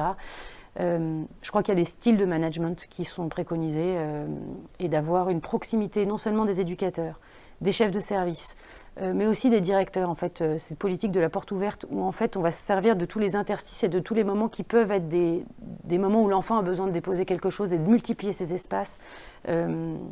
C'est encore un facteur, pour moi, essentiel de repérage de ce qui ne serait pas respecté dans les droits de l'enfant et de mise au travail. Ouais. D'accord, très bien. Fleur, justement, sur cette... Je ne vais pas répéter tout ce qui vient d'être dit, oui, et qui est évidemment très juste. Peut-être dire que sur la question de la participation collective des enfants, on voit quand même que ces initiatives se développent sur le terrain, qu'elles sont très intéressantes, et on publiera, nous, en 2023, un document sur la participation collective des enfants. Elle est au niveau de l'institution, du conseil de vie sociale ou de l'établissement. Elle peut être aussi à un niveau plus politique au sein des observatoires départementaux de protection de l'enfance, et elle pose plus largement la question de la participation individuelle. Et pour que les enfants participent, il faut encore qu'ils aient une habitude de recueil de leurs paroles, de respect de leurs droits, etc. Et d'information sur ce qu'est leur droit. Et donc, il y a un certain nombre de recherches sur le sujet qui, je pense, sont éclairantes aussi pour les pratiques professionnelles au quotidien. Et peut-être plus largement, pour revenir sur la question de l'internaute qui est posée, c'est comme ça qu'on a un peu conclu la note qu'on a publiée sur la loi du 7 février 2022, en se disant qu'il y avait en effet un écart croissant entre le droit et les pratiques, dans le sens où le droit de la protection de l'enfance s'étoffe énormément. La loi du 7 février 2022, juste après la loi du 21 février 2022 sur l'adoption, mais qui est en lien et qui étoffe beaucoup le Code de l'action sociale et des familles et le Code civil, et puis une quarantaine de décrets d'application, rien qu'avec ces deux textes, sans compter les lois récentes, et sans compter non plus la question des stratégies, la stratégie pauvreté, la stratégie sur la prostitution des mineurs, de lutte contre la prostitution des mineurs, sur l'enfance. On attend une nouvelle stratégie, mais celle 2018-2022 court toujours et contient un certain nombre de dispositions. Et ça pose finalement la question du sens des normes produites et de ce qu'on poursuit vraiment dans le champ de la protection de l'enfance quand on agit. Et ça fait, je crois, bien le lien avec ce qu'on a dit avant sur la question de l'attractivité du secteur ou la question de ce qu'est la protection de l'enfance aujourd'hui, de se mettre d'accord sur ce qui aujourd'hui est important à souligner dans le droit comme des objectifs guidant les pratiques professionnelles. Je fais juste une parenthèse pour dire que c'est une question sur la force du droit aujourd'hui. Parce que à l'Institut de sciences politiques de Cachan, par exemple, où je suis membre associé, on s'interroge plus largement sur la question du déclin du droit, et c'est pas propre à la protection de l'enfance, c'est propre à nos sociétés aujourd'hui, mais ça pose des questions particulières dans le champ de la protection de l'enfance au regard de la vulnérabilité des publics qu'on accompagne, et au regard aussi des équilibres à trouver entre les droits des enfants, les droits des parents, qui dans la majorité des cas continuent d'exercer l'autorité parentale, quelle que soit la situation familiale, et puis la question de la mise en œuvre des politiques publiques que l'on voit se développer dans des secteurs épars, on est obligé de le dire quand même, et l'enjeu d'une articulation entre ces différentes politiques publiques, qu'elles relèvent de la santé publique, de l'aide sociale et de l'action sociale, ou de la question des droits et libertés fondamentaux et de l'intervention d'un juge des enfants spécialisé pour protéger ces droits. D'accord, très bien. Bon, cette fameuse question de l'excès de normes qui, du coup, ne rend la norme peut-être... Excès ou appropriation, c'est-à-dire qu'il y a un enjeu, en tout cas sur ce volet-là, qu'il y ait une cohérence globale et surtout qu'il y ait une lisibilité du droit pour qu'on sache les objectifs qu'on poursuit et qu'on les partage et que collectivement. tous les acteurs puissent s'en saisir. Très bien. Et qui va peut-être avec la question aussi du contrôle intelligent, c'est-à-dire du contrôle qui accompagne. Je pense qu'il est essentiel. On protège ce que la nation a de plus vulnérable, hein, les enfants, donc il est essentiel qu'on soit ultra contrôlé. Mais du coup, comment ces moments de contrôle sont aussi des moments d'appropriation et d'amélioration continue de la qualité. C'est-à-dire que moi, je trouve ça fantastique de se dire qu'à tout moment, quelqu'un peut débarquer dans mon établissement pour contrôler. Je trouve ça juste normal, en fait, de vivre avec ça, et je le vis très bien. Après, la question, c'est justement comment on co-construit avec nos autorités de tutelle pour se dire on n'est pas en train de se renvoyer la pierre, on essaye juste de tous faire bien pour la qualité de prise en charge des enfants. D'accord, très bien. Mesdames, je vous remercie. Vous avez évoqué dans la dernière partie de cette séquence l'importance que les jeunes puissent faire entendre leur voix. C'est justement l'objectif, en tout cas le thème de la séquence qui va conclure cette émission. Avant cela, découvrons l'action de la Fondation d'entreprise Harmonie Mutuelle qui accompagne depuis des années des projets innovants afin de favoriser l'inclusion des jeunes et plus globalement leur bien-être. On regarde cette petite publicité et on se retrouve ensuite. Qu'ils soient proches aidants, en situation de handicap ou de précarité, la jeunesse est au cœur des actions de la Fondation d'entreprise Harmonie Mutuelle. 3 grands principes. La Fondation soutient tous les acteurs d'intérêt général qui agissent en faveur des jeunes. La Fondation encourage des projets innovants, créateur de liens sociaux. La Fondation implique les élus et les collaborateurs de la mutuelle à leur côté.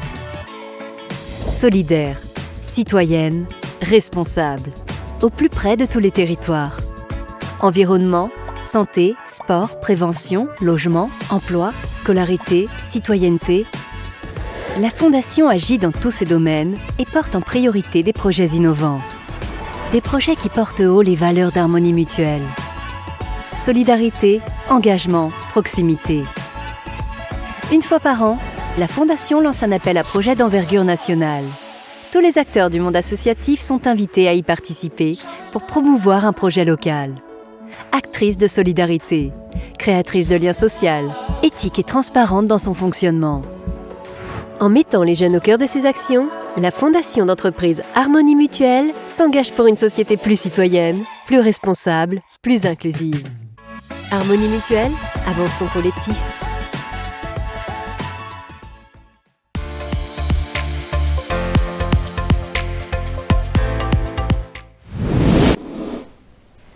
Alors même si les instances permettant la prise en compte de la parole des enfants se sont multipliées ces dernières années, les jeunes n'ont pas vraiment l'impression que les pouvoirs publics prennent en compte leurs difficultés et leurs aspirations. Comment changer la donne? Comment faire en sorte que la Convention internationale des droits de l'enfant devienne effective complètement dans notre pays? Pour répondre à cette question, je suis ravi d'accueillir sur ce plateau Florine Pruchon, responsable du pôle plaidoyer de SOS Village d'enfants. Merci beaucoup d'être à nos côtés. Évidemment, ravi aussi d'accueillir Caroline Mention, une jeune particulièrement mobilisée sur cette question de la participation des jeunes. Voilà. Alors, première question, je voudrais d'abord m'adresser à Florine pour annoncer déjà la sortie d'un cahier que vient de publier SOS Village d'enfants sur la participation des enfants. Alors, est-ce qu'on peut très rapidement revenir sur la publication de ce document pour expliquer peut-être à qui il s'adresse et quel est en gros son contenu? Voilà. Merci beaucoup Antoine. Tout d'abord, je tiens à vous dire que je suis ravie d'être avec vous aujourd'hui. Je remercie l'INIOPS pour cette invitation. Donc en effet, depuis plus de 15 ans, SOS Village d'enfants publie des cahiers SOS, c'est-à-dire que ce sont des publications dont la cible s'adresse principalement aux professionnels de l'enfance. Donc je crois que beaucoup d'entre eux nous écoutent aujourd'hui, au pouvoir public et aux médias spécialisés. L'objectif de ces cahiers, c'est de partager notre expertise sur un sujet très particulier. Donc le dernier porte sur la participation des enfants et des jeunes en protection de l'enfance. On en a fait sur l'approche par les droits en protection de l'enfance, sur l'accrochage scolaire en situation de placement, ou encore sur la question des fratries, pour vous donner que les derniers numéros. Mais ce numéro-là, qui s'est affiché sur les écrans, a une certaine singularité, parce qu'il a été déjà coécrit avec un groupe d'enfants et de jeunes, dont Caroline ici présente. Donc vraiment qui ont travaillé avec nous sur l'élaboration de ce cahier. Et puis aussi, la deuxième originalité de celui-ci, c'est qu'il s'insère dans un cadre beaucoup plus global de réflexion, puisqu'on a travaillé pendant 9 mois avec des professionnels de la protection de l'enfance, des enfants et des jeunes, et des experts extérieurs, à réfléchir c'est quoi la participation, quelles sont les bonnes pratiques de participation, quelles difficultés on rencontre, et quelles recommandations on pourrait formuler par la suite. Donc voilà, à travers cette publication, on a essayé déjà de définir c'est quoi cette participation des enfants et des jeunes, de vous partager des bonnes pratiques, d'identifier des leviers et d'essayer de vous apporter des solutions pour aussi aller de l'avant sur ces éléments-là. Enfin, on a également questionné des experts internationaux pour avoir leur éclairage sur ce sujet. Vous pouvez retrouver leur témoignage tout au long de ce cahier. Et enfin, pour terminer aussi, on a mis tout un accent aussi sur la question du plaidoyer, c'est-à-dire le plaidoyer, comment les enfants et les jeunes peuvent aussi nous accompagner à porter un plaidoyer pour que les droits des enfants et des jeunes soient mieux respectés et pour que ce droit à la participation devienne une réalité. D'accord, très bien. Alors, Caroline, juste quelques mots, puisque vous avez participé à l'élaboration de ce cahier. Voilà, quelques éléments pour vous expliquer un petit peu comment vous êtes intervenu sur ce cahier et quel a été votre rôle en fait dans l'élaboration de ce document. D'accord.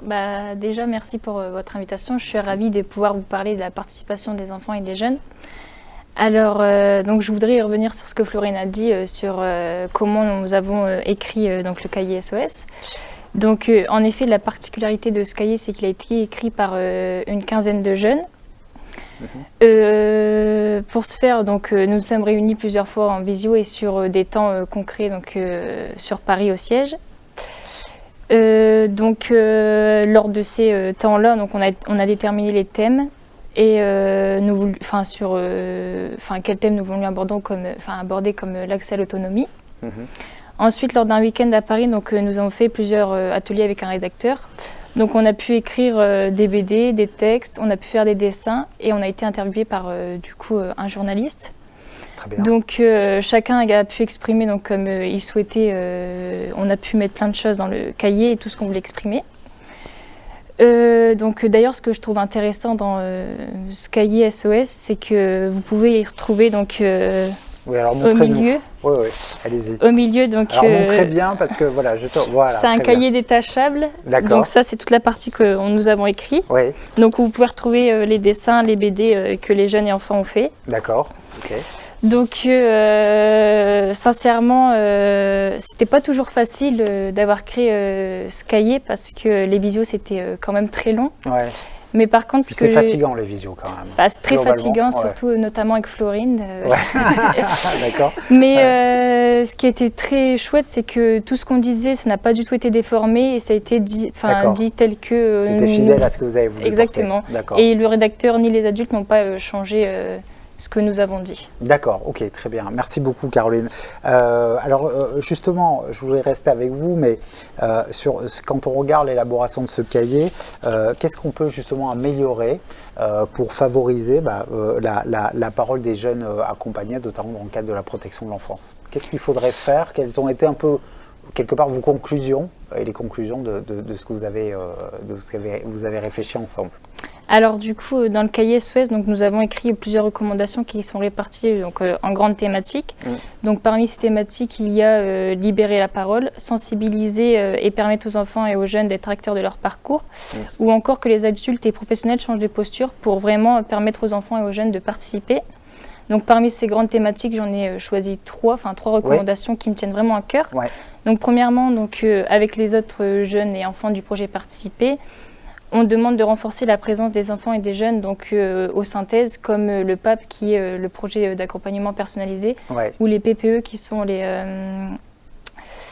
projets personnalisés de l'enfant. Donc on demande, le jeune doit être au cœur de ces synthèses parce que c'est lui le premier concerné. D'accord. Donc la deuxième recommandation, et ça rejoint aussi un peu la première, c'est que nous pensons que les éducateurs et ceux qui accompagnent les jeunes doivent aussi adapter leur vocabulaire parce que lors des écrits, les jeunes et enfants ne comprennent pas forcément tout ce qui est écrit. Ah, mais je comprends, quand on parle de PPE, c'est pas forcément évident. Mais il y a plein de mots que les enfants et les jeunes ne comprennent pas forcément. Bien sûr. Donc voilà, peut-être adapter ça pour les jeunes et enfants. Et pour finir, on aimerait aménager des espaces ou des temps inversés. Donc c'est-à-dire que ces moments peuvent être proposés par les enfants et les jeunes, ou même par les éduques. Donc le but, c'est que les enfants et les jeunes apprennent des choses aux professionnels. Ah oui. Donc ils les accompagnent. Et ça permettrait aux enfants aussi d'être valorisés et de pouvoir dire aux éduques, bah voilà, j'ai besoin de ça et voilà, on travaillerait ensemble pour trouver des solutions. Ouais, peut-être une relation peut-être un petit peu plus partenariale. Exactement. C'est ça ? Ok, très bien. Florine, qu'est-ce que vous pensez de ces propositions-là ? Et peut-être plus globalement, comment est-ce qu'on peut faire pour favoriser une prise de parole plus importante des enfants et des jeunes. Caroline évoquait la simplification du vocabulaire. C'est pas du luxe, même pour les adultes, des fois, parce qu'on est dans un secteur assez technique. Il y a aussi quelque chose de très intéressant, c'est cette instauration peut-être de relations partenariales où on apprend chacun les uns des autres. Voilà. Qu'est-ce que vous pensez de ces propositions-là ? Et peut-être, est-ce que vous avez d'autres propositions aussi à nous proposer ? Merci beaucoup Antoine. Donc tout d'abord, je peux que rejoindre les recommandations qu'a évoquées Caroline parce qu'elles font suite à ce processus de réflexion que j'ai exposé pendant 9 mois où justement on a voulu nouer des partenariats entre les enfants et les jeunes, des partenariats avec les professionnels de SOS Village d'enfants et avec des experts extérieurs pour réfléchir justement à des propositions très concrètes. Tout d'abord, je voudrais aussi insister sur quelque chose qui me semble essentiel avant d'aller dans du très concret, c'est que la participation des enfants et des jeunes, c'est pas une option en fait. C'est un droit c'est un droit qui est garanti par la Convention internationale des droits de l'enfant et c'est même un des principes directeurs de ce texte international. Par ailleurs, pour moi, ce droit à la participation, il est vraiment essentiel si on veut mettre en œuvre une approche basée sur les droits de l'enfant en protection de l'enfance. Donc c'est pas quelque chose qu'on fait si on a le temps, c'est vraiment comment on va faire évoluer nos pratiques. C'est pas à la carte, quoi. Non, c'est pas à la carte. Par contre, c'est pas facile. C'est pas facile parce que ça demande de la formation et ça demande du temps et ça demande aussi de revoir et d'adapter ses postures. Mais c'est quelque chose qu'on doit inscrire dans le temps. Peut-être pour ajouter des éléments un peu complémentaires sur les recommandations qui sont sorties. Voilà, des choses très concrètes que vous pourriez faire, c'est par exemple développer des formats de recueil des avis et des propositions des enfants. Par exemple, quelque chose de tout simple, ça serait de mettre un panneau dans les établissements avec la parole aux enfants et où les enfants aussi peuvent venir s'exprimer. Alors certains vont dire oui, mais ils pourraient mettre n'importe quoi là-dessus. Et non, en fait, pas du tout. Si on explique aux enfants à quoi ça sert, on voit qu'il y a pas mal de propositions qui peuvent ressortir. Ou une boîte à idées, une boîte à questions. Puis s'ils mettent n'importe quoi de temps en temps, peut-être que ça veut dire quelque chose aussi. Tout à fait. Mais il ne faut pas tout de suite penser à qu'est-ce qu'ils vont mettre comme n'importe quoi, mais c'est vraiment quelles propositions intéressantes ils vont pouvoir présenter aux autres. Le deuxième volet qui me semble important, c'est la formation. C'est la formation des professionnels au droit de l'enfant et au droit à la participation et aussi à toutes ces méthodes issues notamment de l'éducation populaire pour promouvoir la participation, pour associer l'enfant. Parce que c'est sûr que si on fait une conférence pendant 2 heures, on demande aux enfants de nous écouter, c'est pas ça qui sera plus participatif non plus. Le troisième volet qui me semble important, c'est sensibiliser les enfants à leurs droits. Donc sur le plateau précédent, on a beaucoup insisté là-dessus, mais pour moi, c'est très très important, la sensibilisation aux droits de l'enfant. Et pourquoi pas associer les enfants aussi à cette sensibilisation. C'est-à-dire les sensibiliser et après leur demander à eux-mêmes de faire des outils pour leur père. Par exemple, dans le projet Participer, voilà, Caroline avec d'autres jeunes, ils ont travaillé sur un jeu de loi pour sensibiliser les enfants aux droits de l'enfant et au droit à la participation et recueillir leurs paroles. Mais c'est eux qui ont eu l'idée de l'outil et qui l'ont porté. Et puis après, le dernier point, et c'est pas le moindre, mais il me semble essentiel, ça a été dit aussi sur le plateau précédent, c'est d'accorder du temps aux professionnels, du temps pour être avec les jeunes, pour passer du temps avec les jeunes, pour pas les recevoir que quand il y a un document à remplir, mais vraiment passer du temps ensemble pour libérer cette parole, la recueillir. Et voilà, la participation, certes, ça demande des espaces un peu formel, voilà, tout à fait, merci, pour recueillir, pour échanger sur des projets, sur comment améliorer la vie de l'établissement, mais ça demande aussi beaucoup de temps informel pour créer cette confiance et voilà, libérer le jeune et faciliter leur prise de parole. Oui, et puis c'est lié, c'est l'essence même de la protection de l'enfance aussi. Tout à fait.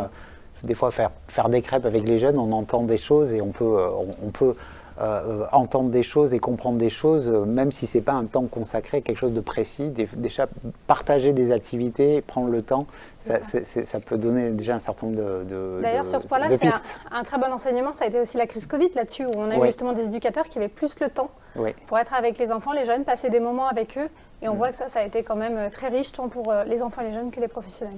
Très bien, mesdames, je vous remercie pour ces premières réflexions.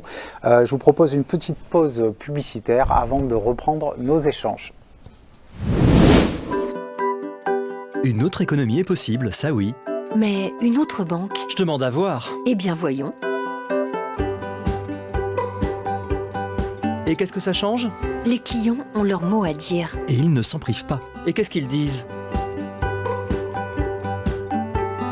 Ce qui compte, c'est ce qu'ils font. C'est la banque des coopératives, Des associations, des mutuelles, des théâtres, des festivals, des syndicats, des fédérations sportives. des PME, PMI, On appelle ça des personnes morales. des personnes qui entreprennent autrement. Ça, on peut dire qu'elles ont le moral. Et les personnes physiques alors? C'est la banque des particuliers qui se ressemblent. Mais enfin, c'est une banque, pas un club. Justement, on parle d'argent là. Avec des produits engagés bien pensés, Tu peux agir. ton compte t'ouvre des tas de moyens d'action. Pour moi, agir, c'est financer ce qui est utile. Moi, c'est la solidarité mondiale en premier. Et l'insertion alors? La culture, qu'est-ce que vous en faites? Croyez-moi, l'essentiel, c'est l'emploi. Oui, l'emploi dans les territoires. À condition de développer l'écologie. Le bio. Les énergies renouvelables. Bon, vous voyez, il y a de quoi faire. On commence quand? Moi, je crois que c'est possible. Et nécessaire. Une économie où chacun a son mot à dire. Des investissements pensés pour le bien-être de tous. On appelle ça la finance patiente. T'en sais des choses. L'important, c'est un monde plus juste. Un monde où l'argent seul ne ferait plus la loi. Et tout ça, avec le crédit coopératif, on peut y arriver. Simplement en étant client. Pas seulement client. Sociétaire.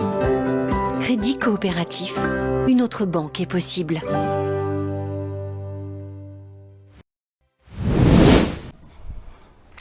Alors après cette petite pause, j'aimerais qu'on puisse reprendre peut-être nos réflexions sur cette question de la participation, de la prise en compte des enfants et des jeunes.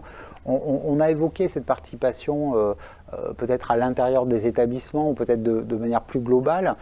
Est-ce qu'il y a aussi des efforts à faire pour que la parole justement de ces enfants et ces jeunes soit mieux prise en compte par les politiques publiques, notamment sur les dispositifs qui les concernent? Voilà, est-ce qu'il y a aussi un effort, alors même si il ne faut pas dire qu'on part de rien, mais est-ce qu'il y a un effort supplémentaire à produire pour mieux associer les jeunes aux politiques publiques? Merci Antoine. En effet, aujourd'hui, les enfants et les jeunes ne sont pas assez associés aux décisions publiques et politiques qui les concernent. On dit souvent que ce sont les citoyens de demain, mais on l'a entendu sur le premier plateau, moi je ne suis pas d'accord avec ça, c'est les citoyens aussi d'aujourd'hui. Bah oui, bien sûr. Et les décisions qu'on prend aujourd'hui, on prend un impact dès aujourd'hui sur eux, mais aussi sur la suite et sur leur avenir. Par ailleurs, il me semble important aussi de préciser que les enfants et les jeunes ont ce qu'on appelle des expertises d'usage, des expertises d'expérience. Parce qu'on a tous été un jour un enfant ou un jeune, mais on n'est pas l'enfant ou le jeune d'aujourd'hui. Donc c'est vraiment très très important de travailler avec eux pour qu'ils puissent nous parler de leur quotidien, de ce qui marche, de ce qui se marche un peu moins, et de réfléchir ensemble à des propositions. Et donc je pense que dans la construction des politiques publiques, on doit raisonner de la même façon. Si on veut faire des politiques publiques cohérentes et adaptées, il est essentiel d'associer les premiers concernés, à savoir les enfants et les jeunes. Donc il y a des choses qui existent, notamment au niveau local. Je pense que vous pensez aux conseils municipaux d'enfants, les conseils départementaux, régionaux. Mais il n'y a pas d'obligation. C'est un peu au bon vouloir des collectivités locales. Et puis leur portée diverge aussi d'une collectivité à l'autre. Donc pour moi, je pense que c'est quelque chose qu'il faudrait renforcer, donc à la fois au niveau local. Et puis au niveau national, il y a quand même plusieurs choses qui ont émergé ces dernières années qui sont plutôt intéressantes. Je pense notamment au Collège des enfants et des adolescents qui est associé au conseil à la famille, à l'enfance et à l'âge, qui est une très bonne démarche à mon avis qu'il faut valoriser, qu'il faut encourager. Mais SOS Village d'enfants porte un plaidoyer plus engagé pour qu'on associe davantage les enfants et les jeunes au niveau national, notamment via un collectif qui s'appelle la Dynamique de la Convention aux actes et dont l'UNIOPS est membre et très impliqué. Bien sûr. Voilà, on porte une grosse proposition forte et on travaille avec les pouvoirs publics là-dessus, c'est notamment la question de la réforme du Parlement des enfants. Donc aujourd'hui en France, on a bien un Parlement des enfants à l'Assemblée nationale, mais ce n'est pas vraiment une instance de participation telle qu'on l'entend. Pourquoi? En fait, c'est plus un exercice autour d'éducation morale et citoyenne, civique, pardon. Mais voilà, les enfants et les jeunes ne sont pas vraiment associés à l'élaboration des lois qui peuvent les concerner, qui peuvent toucher. En gros, on leur explique comment fonctionne l'Assemblée nationale. C'est ça. Et on leur fait faire des exercices, mais on ne les met pas forcément en situation, on ne leur donne pas les clés, comme ça peut être le cas, par exemple, au Bénin ou en Guinée, pour faire des propositions, pour donner leur avis sur des projets de loi qui vont directement les concerner. Donc pour nous, on pense qu'il faudra aller plus loin, pour les associer davantage donc, à l'élaboration, au suivi et à la mise en œuvre de ces lois. Et donc, il faudrait réformer ce Parlement des enfants à l'Assemblée nationale et en créer un, parce qu'il n'y en a pas, au Sénat. Donc ça, c'est vraiment une proposition clé qu'on porte. Et puis également, de manière plus globale, je pense qu'il faudrait assurer systématiquement la représentation des enfants et des jeunes dans les comités d'expertise au plus haut niveau. Oui. Tout à l'heure, on évoquait par exemple la stratégie prévention et protection de l'enfance qui avait été initiée par Adrien Taquet. Oui. Donc SOS Village d'enfants avec d'autres acteurs, on a aussi poussé pour que les enfants et les jeunes soient dans cette concertation et que leurs propositions soient entendues. Donc je pense que c'est des choses qu'il faudrait renouveler. Il en est de même aussi, Adrien Taquet avait initié des grands débats nationaux des enfants et des jeunes. Donc moi, je pense que c'était quelque chose qui était quand même plutôt positif. Après, il faudrait suivre aussi ces propositions. On voyait que les enfants et les jeunes avaient beaucoup de propositions à faire. Oui, je me souviens, ça parlait sans filtre d'ailleurs. C'est ça. C'était très libre. Moi, j'avais la chance d'en animer un et j'avais trouvé que c'était en tout cas une belle dynamique. Et puis également, je pense qu'il y a quelque chose à faire au niveau du CESE. D'accord. Voilà. Pour que les enfants, voilà, je travaille beaucoup aussi sur la question des jeunes, notamment à partir de 16 ans. Mais je pense qu'il y aurait quelque chose à faire aussi pour qu'ils associent davantage les enfants et les jeunes. Après, je suis plutôt confiante. On voit qu'il y a quand même de plus en plus d'initiatives qui émergent.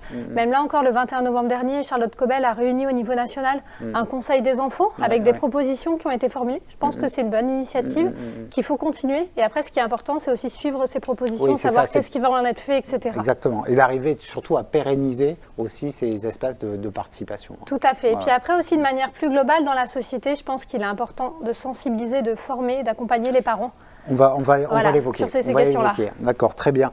Caroline, est-ce que vous souhaitiez réagir justement sur cette nécessité peut-être de plus donner la parole aux jeunes sur toutes ces lois? On l'a évoqué dans la séquence précédente. Il y a une inflation législative avec des lois, des décrets, des déclinaisons à mettre en place de la coordination. Est-ce qu'il n'y a pas une nécessité aussi de donner carrément la parole aux jeunes pour expliquer, pour les faire réagir sur ce qui les touche directement? Je pense qu'il faudrait créer un comité jeune national, qui sera composé d'enfants et de jeunes, où ils pourraient être consultés par la ministre en charge des questions de l'enfance. Donc à savoir Madame Cobel. Cela permettrait que les politiques et les décideurs prennent mieux en compte la parole des enfants et des jeunes. Ce comité pourrait formuler des propositions concrètes concernant les politiques publiques de l'enfance, travailler avec les députés, les directeurs de structures, etc. On pourrait travailler grâce à des sondages, des enquêtes ou des réunions plusieurs fois par an. D'accord, pas en visio. Non, pas en visio, mais plus sur place. Plus sur place, oui, tout à fait, j'ai bien compris. Pour finir, il nous semble très important que le comité jeune national regroupe des enfants et des jeunes, avec des situations différentes. Des jeunes et des enfants en protection de l'enfance, des jeunes et des enfants en situation de handicap ou autres. C'est-à-dire arriver à avoir vraiment cette parole globale de la jeunesse. Exactement. On va prendre une dernière question internaute, une question d'Aurélie.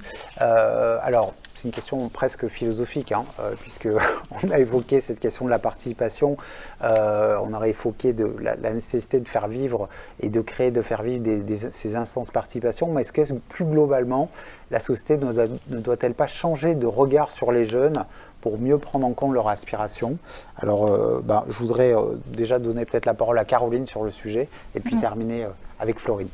Alors oui, clairement, je pense qu'il faut que la société change de regard sur les enfants et les jeunes. Et les adultes auraient beaucoup plus de facilité à nous écouter, nous et nos revendications. J'ai l'impression d'entendre souvent des personnes âgées et des adultes dire « Oh là là, les jeunes, toujours sur leur téléphone, à part les réseaux sociaux et leur téléphone, il n'y a que ça qui les intéresse. » Donc c'est pas très, très valorisant. Et en plus, c'est totalement faux. Il n'y a pas que les réseaux qui nous intéressent, il y a tellement de choses. Donc le pire, c'est que je suis sûre que quand ils étaient plus jeunes, leurs parents leur disaient ça. Donc moi, j'espère que plus tard, je ne dirai pas ça à mes enfants et que je ne penserai pas que ma jeunesse vaut mieux que la leur. Donc je pense que les adultes ne savent pas écouter les enfants et les jeunes, donc nos propositions et nos idées. Mais s'ils accepteraient de mettre leur pouvoir en cause pour nous accorder une vraie place, alors ils entendraient nos revendications et se rendraient compte qu'il n'y a pas que les réseaux et le téléphone qui comptent pour nous. D'accord, très bien. Alors justement, sur ce fameux regard de l'âge adulte sur la jeunesse, c'est intéressant ce que nous racontait Caroline en disant j'espère que je ne le ferai pas quand je serai adulte, peut-être que tu le feras aussi, on ne sait pas, mais est-ce que peut-être que les choses aussi auront changé d'ici là, et est-ce qu'il y a aussi un changement de regard à avoir entre les adultes et les jeunes, et souvent on s'aperçoit que des fois, et c'est même souvent le cas, des candidats à la présidence de la République ou des gens assez anciens disent « moi je parle pour les jeunes, je veux défendre les jeunes c'est ma priorité », et en fait on s'aperçoit que c'est un adulte qui est en train de parler. Voilà. Voilà, après, tout dépend aussi comment l'adulte va porter la proposition et comment il travaille avec les enfants et les jeunes. Mais je trouve que la société quand même évolue. Plutôt positivement, mais il y a encore beaucoup à faire. Parce qu'en effet, c'est pas parce qu'on est petit qu'on a des petits droits. Et pour moi, la Convention internationale des droits de l'enfant, pas que pour moi d'ailleurs, la Convention internationale des droits de l'enfant garantit un certain nombre de droits aux enfants, notamment celui d'être entendu et de participer aux décisions qui les concernent. Pour moi, voilà, ça je l'ai redit tout à l'heure, mais je pense que c'est important, les enfants et les jeunes, ce sont les citoyens d'aujourd'hui. Donc c'est vraiment important de les associer aux décisions qui les concernent. Oui, ça c'est la vraie morale de l'émission d'ailleurs, parce que ça a été dit sur les 3 séquences. C'est ce que nous ont dit Tom et Tommy d'ailleurs sur la première séquence aussi. Tout à fait, et puis surtout, il faut en tant qu'adulte, il ne faut pas avoir peur de ce que vont nous dire les enfants et les jeunes. Certes, quand on leur laisse de la place, ça veut dire que nous, on accepte aussi de se mettre un petit peu en retrait, on accepte de leur donner un petit peu de pouvoir, mais tout ça, je crois vraiment que c'est aussi pour construire une société plus apaisée, plus juste, plus égalitaire et respectueuse de chacune et chacun. Donc je pense qu'il faut vraiment s'inspirer de ces pratiques et aller de l'avant sur ces sujets. Et on voit qu'il y a des choses qui bougent. Je vais vous donner 2 exemples. Je pense par exemple à l'exemple de Greta Thunberg. Voilà, qui est une jeune militante. On voit qu'elle essaye de faire bouger les choses aussi sur les enjeux du climat, ou même pour revenir au niveau de la protection de l'enfance. Je trouve que la mobilisation des associations Repères est assez exemplaire pour faire attendre la voix des enfants et des jeunes accompagnés en protection de l'enfance. Et on voit qu'ils arrivent à faire bouger les choses, donc certes avec aussi le soutien d'autres associations, mais on voit que notamment avec l'évolution des lois sur l'accompagnement des jeunes, je pense que ces associations ont eu un rôle aussi clé dans ça. Donc voilà, moi ce que j'aurais envie de dire, c'est vraiment laisser de la place aux enfants et les jeunes. Certes, ça nous bouscule, ça nous interpelle, mais je pense vraiment que c'est dans l'intérêt de toutes et tous. D'accord, très bien. Mesdames, je vous remercie. Nous avons, donc, grâce à cette émission, un peu mieux compris les aspirations de la jeunesse, ses besoins, mais aussi les efforts à mener du côté des politiques publiques pour préparer au mieux leur future vie d'adulte. Je voudrais à présent remercier tous les techniciens et des équipes de l'UNIOPS ainsi que celles du Crédit Coopératif pour leur aide et leur soutien, mais aussi Harmonie Mutuelle, notre partenaire pour cette émission. Je salue également la participation de nos spectateurs et vous donne rendez-vous pour notre prochaine émission. En attendant, vous pouvez accéder à tous les replays de Solidarité TV sur notre chaîne YouTube. Merci encore pour votre attention et bonne journée sur Solidarité TV.